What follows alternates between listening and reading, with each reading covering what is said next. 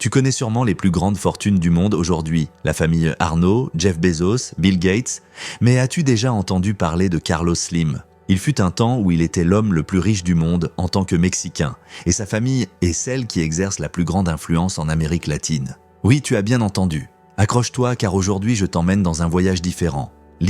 Allons d'abord à ses origines.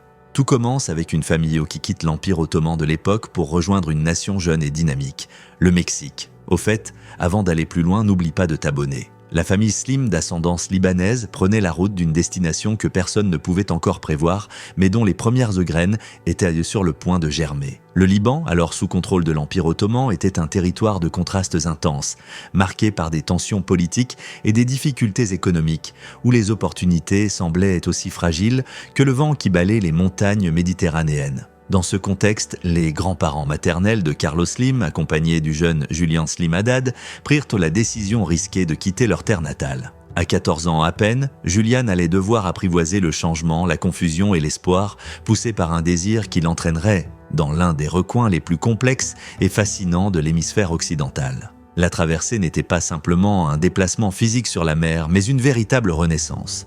Le Mexique, avec son agitation, sa richesse culturelle, son métissage et son inépuisable source de possibilités, attendait ce jeune Libanais. À son arrivée, Julian parcourut des rues inconnues, croisa des visages qui parlèrent des langues à la fois familières et étrangères, et entendit l'écho d'innombrables histoires, aussi variées que les accents qui l'entouraient.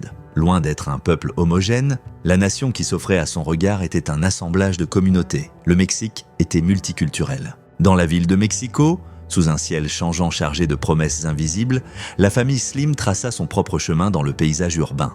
Là, Julian rencontra non seulement d'autres migrants libanais, mais plongea aussi dans un tissu commercial foisonnant d'occasions où chaque porte pouvait s'ouvrir sur une nouvelle opportunité. D'abord, il fonda de petits commerces de détail, bien approvisionnés, proposant aux acheteurs des produits de première nécessité et des nouveautés surprenantes. Se démarquer dans un environnement dynamique et concurrentiel n'était pas une tâche aisée, mais l'opiniâtreté acquise dans son pays d'origine lui permit de comprendre les dynamiques du marché, de répondre avec ingéniosité aux besoins quotidiens de la communauté et de s'adapter aux exigences changeantes du moment. Nous y reviendrons plus tard en détail. Pendant ce temps, la famille s'imprégna de l'identité mexicaine sans retenue, absorbant coutumes, rituels et saveurs qui s'amalgamaient avec leur héritage libanais. La musique, la gastronomie et les fêtes du calendrier national s'invitèrent dans leur quotidien, tout comme les valeurs de respect, de travail acharné et de solidarité venues de leur terre d'origine. Poursuivons, passons maintenant à Carlos Slim entre en scène, nous voici à Mexico en 1940. C'est là qu'arrive au monde un enfant qui ne tarderait pas à défier les règles du jeu économique de son époque. Cet enfant, c'est Carlos Slim, et sa naissance allume une étincelle dont la flamme brûlera avec une intensité hors du commun. Au fil de ses premières années, la curiosité de ce garçon semble sans limite. L'époque est différente. La ville se transforme chaque jour et les immeubles en construction font figure de miroir du génie, de la volonté et de l'effort humain. Entre ces rues et les vitrines débordant de produits venus du monde entier, le jeune Slim développe un sens de l'observation hors pair. Il y a, dans son regard, comme une aptitude à déchiffrer la logique cachée du marché, une compréhension silencieuse qui lui indique quand bouger, quand patienter et quand oser ce pas que les autres n'osent pas.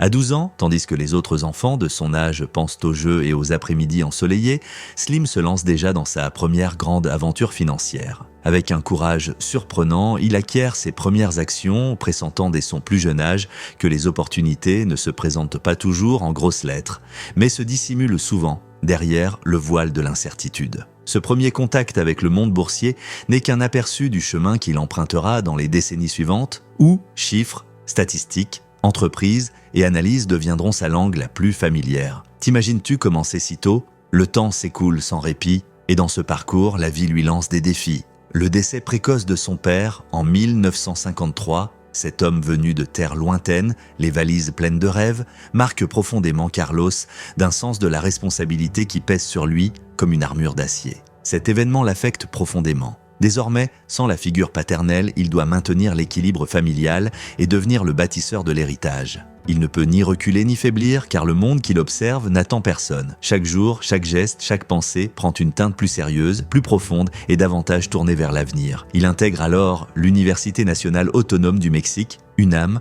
dont les couloirs du savoir et les voix de grands maîtres accueillant le jeune Slim au sein de la faculté de génie civil. Là-bas, au milieu des chiffres, des équations et des théories, il ne trouve pas que des formules. Il découvre une manière de comprendre l'ordre invisible qui gouverne le fonctionnement des entreprises, des marchés et des infrastructures nationales. L'ingénierie lui apporte la capacité de décortiquer des problèmes complexes, de les simplifier et, finalement, de concevoir des solutions efficaces. L'accent mis sur les mathématiques et l'analyse financière, domaine en apparence froid et logique, va devenir son arsenal pour décrypter le monde des affaires, où chaque détail peut marquer la différence entre la ruine et la prospérité. Il ne s'écoulera pas beaucoup d'années avant que Slim ne commence à tracer sa propre voie dans le monde réel. Avant d'avoir 25 ans, avec une détermination qui résonne dans chacune de ses décisions, il se plonge dans la bourse, achetant et vendant des titres avec la précision d'un joueur d'échecs qui anticipe les coups de son adversaire. En parallèle, il fait ses premiers pas dans le secteur immobilier en fondant Immobiliaria Carso en 1966. Il ne s'agit pas d'une simple formalité entrepreneuriale, mais de la pierre angulaire d'un empire qui, dans un futur pas si lointain, se dressera avec une force étonnante. Ce jeune investisseur, qui, enfant, spéculait déjà sur des actions, possède désormais une structure, un nom et une vision à long terme. Grâce à Carso, ses ambitions se concrétisent, décuplant sa capacité d'influencer la scène économique. Ce qui n'était au départ qu'une apparition timide sur le marché boursier s'étend désormais à un univers bien plus large. La construction, l'industrie minière, la finance et la distribution au détail. Durant les décennies 1970 et 1980, tandis que le Mexique traverse des hauts et des bas, Slim tisse son réseau, se diversifie comme un stratège qui ne laisse aucun flanc à découvert. À la table du grand festin du monde des affaires, il choisit soigneusement le plat qu'il va se servir ensuite, non pas au hasard, mais toujours en prévoyant les cycles économiques, les tendances et les caprices de la demande. La crise de 1982 et le grand essor.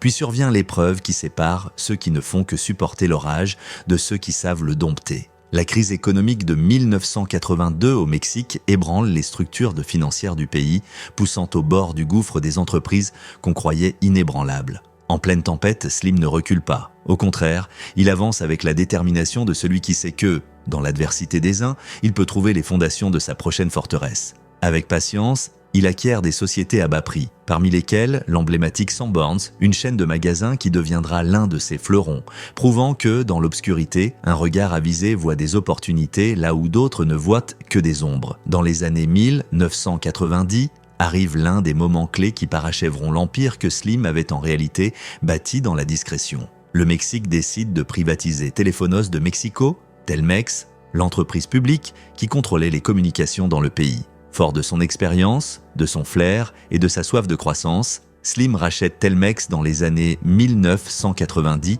ouvrant ainsi un nouveau chapitre de l'histoire des télécommunications en Amérique latine. Ce geste, qui semble avant tout technique, constitue en vérité le début d'une transformation profonde. Sous sa direction, Telmex modernise non seulement ses infrastructures, mais s'étend au-delà des frontières, gagnant en influence dans d'autres territoires, d'autres cultures, d'autres langues. C'est la première brique de son empire. Lorsque le XXe siècle tire à sa fin et que l'an 2000 se dessine à l'horizon, l'empire de Slim n'a plus rien d'un secret. C'est une réalité écrasante, une carte qui dépasse les frontières de l'Amérique latine, gagne les États-Unis et atteint d'autres marchés, embrassant une variété de secteurs qu'on aurait peine à imaginer quelques décennies plus tôt. Ce n'est plus seulement un magnate, mais un incontournable dans toute discussion sur le pouvoir économique, l'influence et la vision d'avenir. Son nom n'est plus celui du jeune homme qui achetait des actions en cachette, mais celui d'un titan qui a su naviguer dans des eaux à la fois calmes et tumultueuses. Pourtant, l'histoire de Slim n'est pas un récit isolé.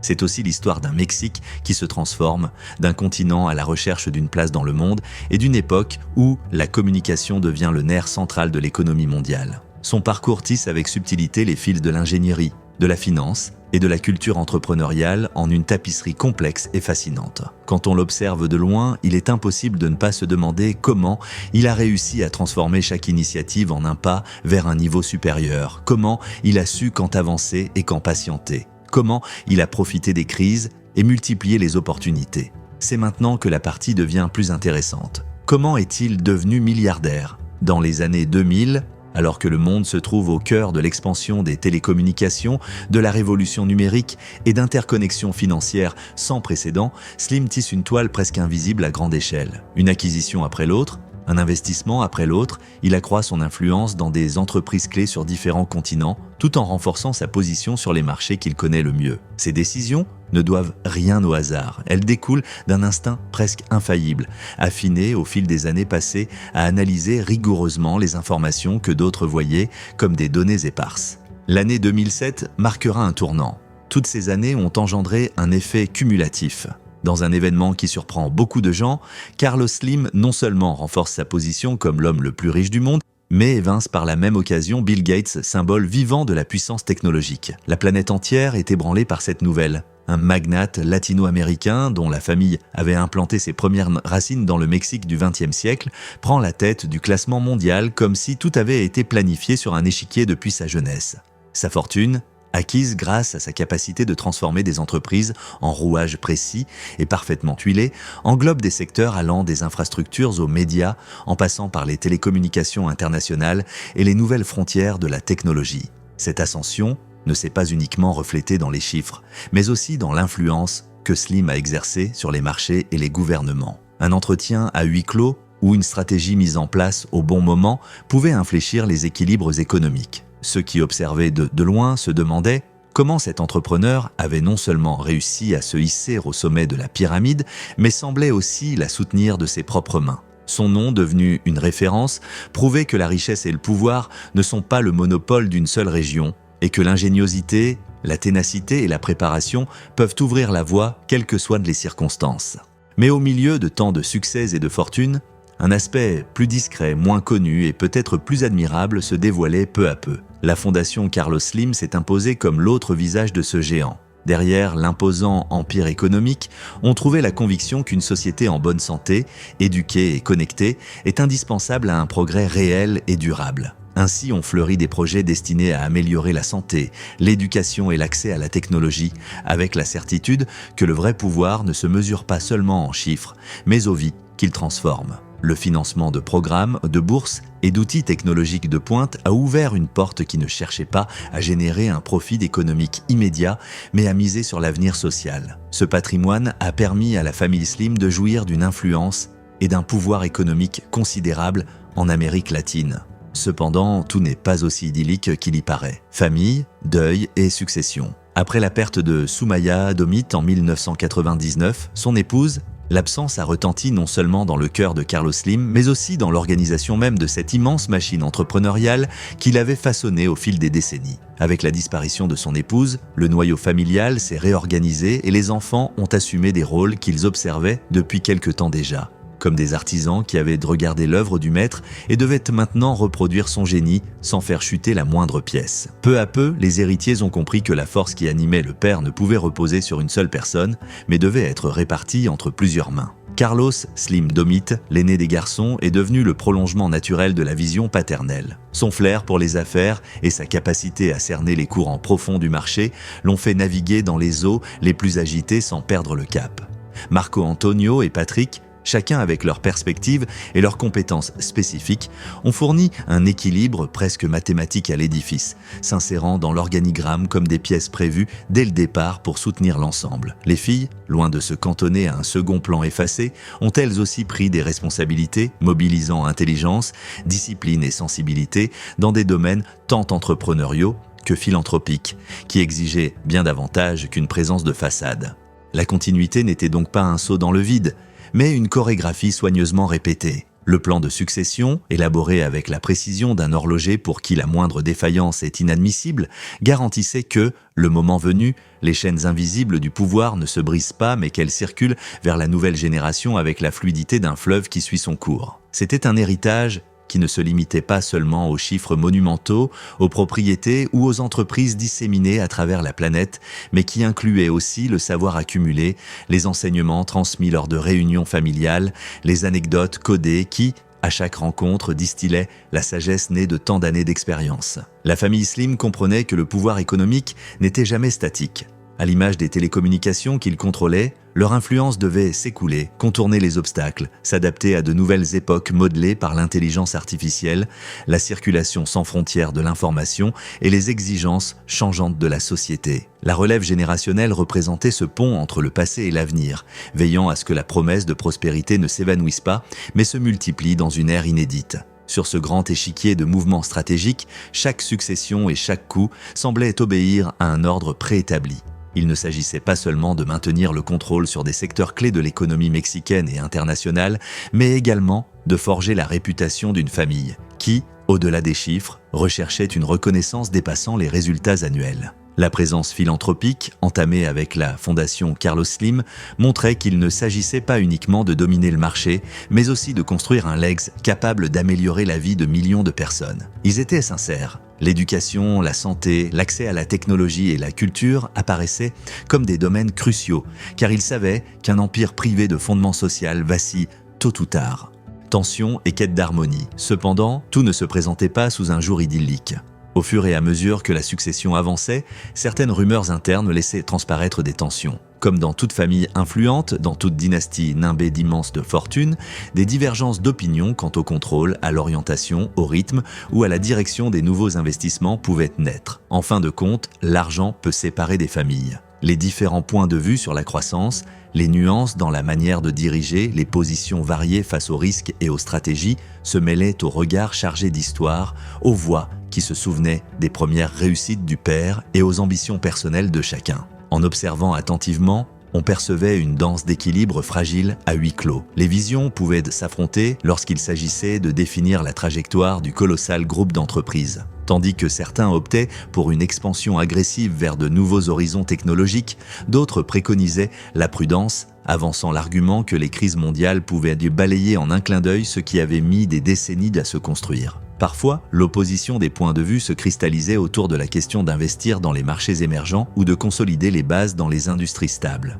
Ainsi, l'incertitude rôdait, rappelant que le pouvoir implique une responsabilité immense et, par conséquent, des frictions inévitables entre ceux qui le partagent. Ce n'était ni une guerre ouverte, ni une confrontation annoncée, mais les tensions naturelles d'une famille qui s'est bâtie sur des fondations aussi solides que délicates. Le nom Slim, qui avait produit tant de fruits, exigeait maintenant la sagesse de résoudre les différends sans ébranler le trône. La question en suspens était de savoir si la famille parviendrait à transformer ces divergences en une force servant la croissance, ou si une mauvaise décision ou un orgueil excessif risquait d'enrayer le fragile équilibre patiemment construit. En arrière-plan, il apparaissait évident que les prochaines décennies ne se joueraient pas seulement sur la préservation, mais aussi sur la capacité à interpréter les signes d'un monde en mutation, à régler les voiles face aux tempêtes imprévues et à maintenir l'élégance stratégique qui avait toujours caractérisé la dynastie. La famille Slim, sous la conduite des enfants, était destinée à prolonger l'héritage, à l'étendre et à en débattre avec l'intensité qu'il méritait. Les plaisirs d'une vie de luxe. Venons-en à la partie la plus intrigante. Quels sont leurs luxes ? Les véhicules de Carlos, par exemple, sont bien plus que de simples machines. Une Bentley étincelante, une Mercedes au vrombissement doux mais puissant. Une Cadillac qui rappelle les histoires d'Hollywood. Abritées dans des garages privés, ces automobiles incarnent la marque que laisse le pouvoir lorsqu'il se grave dans le métal et le cuir fin. Cependant, malgré l'élégance et la distinction, le propriétaire préfère souvent les conduire lui-même, renonçant à tout apparat de chauffeur tiré à 4 épingles, en rappelant à son entourage que cela vaut la peine de garder la maîtrise du volant. La scène se déplace vers la mer, où l'infini bleu se confond avec la ligne de l'horizon et où résonne le nom d'un bateau que l'élite chuchote à mots feutrés, l'Uster. Ce yacht, avec ses boiseries brillantes, ses cabines silencieuses et son pont invitant à contempler l'aube, n'est pas qu'un symbole nautique. C'est un refuge flottant, un théâtre d'échanges sélects, un espace où les mots peuvent valoir plus que n'importe quel joyau et où, sans se presser, on peut mûrir les décisions qui affectent des milliers de personnes à la dérive de douces vagues. Ici, le temps paraît s'évanouir, offrant à l'esprit la clarté nécessaire pour orchestrer les coups financiers sur l'échiquier mondial avec une précision sans faille. Sur la terre ferme, à l'abri des regards indiscrets, se trouve un musée que peu de gens connaissent vraiment. Ces couloirs, baignés d'une lumière tamisée, renferment des œuvres traversant des siècles de génie humain, des pinceaux qui ont saisi des instants du monde impossibles à reproduire. Pas d'enseigne, pas de foule, juste le silence et la dévotion devant des pièces qui pourraient figurer au panthéon des grands trésors artistiques. Ce sanctuaire de l'art n'est pas une vitrine publique destinée à afficher le pouvoir, mais une cathédrale intime où les âmes sensibles à la beauté peuvent dialoguer avec le passé, le présent et le futur. Chaque tableau, chaque sculpture parle un langage que peu de gens maîtrisent, car sa valeur ne se limite pas à l'argent, mais se manifeste dans les émotions qu'il suscite, au-delà de tout calcul économique. Il est donc paradoxal de constater que malgré ses joyaux sur terre, sur mer et sur toile, la figure centrale entretient une image assez éloignée du cliché de l'inaccessible milliardaire. Ses journées ne s'écoulent pas toujours dans l'extravagance, et sa routine peut se dérouler dans des bureaux où l'aspect réellement impressionnant n'est pas le mobilier, mais les idées qui y germent.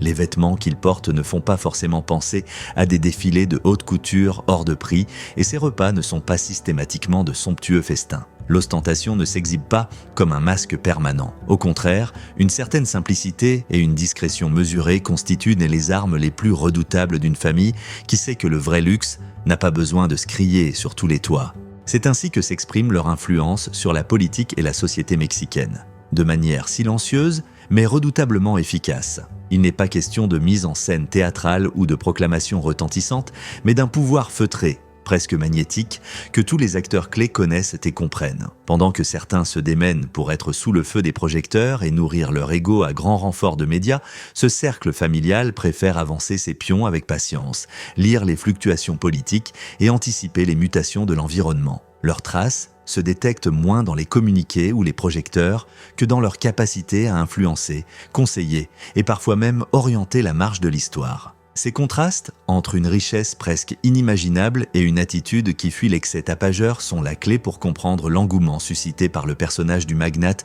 et par sa famille. Dans un monde habitué à l'ostentation et à la vantardise, ce qui fascine chez eux, c'est cette faculté à choisir avec soin ce qu'il convient de montrer et de taire. C'est en fin de compte l'essence d'un pouvoir arrivé à maturité, conscient de ses responsabilités et des répercussions de chaque acte. Les luxes, dans ce contexte, ne sont donc pas de simples symboles superficiels, mais des rappels silencieux que la réussite ne se jauge pas seulement à la quantité de biens, mais à la manière de les gérer et d'en assumer les conséquences. La danse entre sphère publique et sphère privée, entre privilèges et quotidien, propose une leçon sur la nature profonde du pouvoir et de la richesse qui influent dans les entrailles mêmes des sociétés. Ce que l'on préserve ne se cantonne pas à un inventaire d'objets rares ou de propriétés inaccessibles, mais se retrouve également dans une façon d'agir, dans une réflexion constante sur le rôle que l'on joue sur la scène planétaire. Voici donc l'histoire d'une famille qui, avec toutes ses nuances, a démontré que la plus grande vertu du luxe réside dans le fait de savoir quand le dévoiler